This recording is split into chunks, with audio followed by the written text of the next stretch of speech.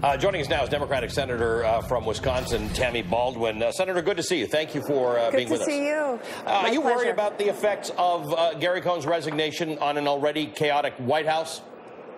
You know, certainly we have seen, even with him at the White House, a lot of different positions taken by our president on critical issues. People are talking a lot about the tariff issue.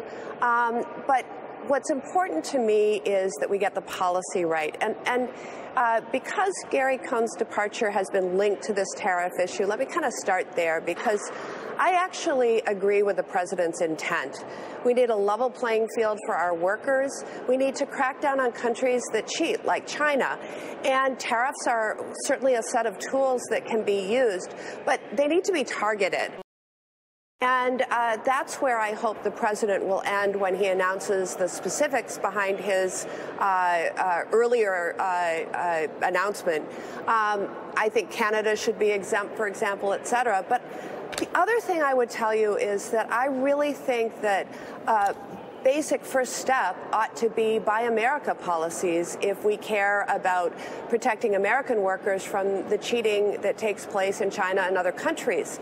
And when we have an infrastructure package that has been introduced by this president that doesn't even mention the words Buy America after he campaigned on that, that's ridiculous, and we have to focus on that. One of the best things we can do to help lift workers in this country is to say that we're going to produce and repair our infrastructure with American iron and American steel. One of the things that Stephanie talks about a lot when we were discussing the taxes, the tax bill, is that we were worried that if you give corporations the tax breaks that they're getting, in many cases they will favor investors or engage in stock buybacks. And which, by the way, is what, you know, their fiduciary, who are their stakeholders? It's their shareholders. So that's what they've been doing. And you're planning on introducing an amendment today to the Crapo Tester bill with Senate Minority Leader Chuck Schumer. Tell us about this amendment and what it would do. Well, ever since the early 80s, the Securities Exchange Commission, the SEC, has had a safe harbor for stock buybacks. And when it first came into place, 2% of corporate profits or net income were spent on stock buybacks. Today, it's closing in on 60%. And we were seeing all sorts of ill effects of this. We're seeing companies, instead of looking at the long-term health of their company, workers, and making investments and reinvestments in their equipment, we're seeing so much money spent on dividends and stock buybacks. But stock buybacks is where I really focus, because that's not generally shared with the workers who contributed mightily to those profits and their net income. So I want to see the safe harbor come to a close, and this amendment would also require companies to say, you know, do they have any unfunded liability, for example, in their pension? Have they raised wages of workers, so that we can know whether they are basically just enriching their shareholders or if they're really making solid investments for the long term. Let me give you one example from Wisconsin that is just really weighing on my mind. Kimberly-Clark, a company that opened in Wisconsin in 1872, just got a huge tax break because of the Republican tax plan. And they made $3.3 billion in profit last year, and announced this year that they would be doing $900 million in stock buybacks, and also announced that they'd be closing 2 plants in Wisconsin, giving 610 pink slips to workers. This is outrageous.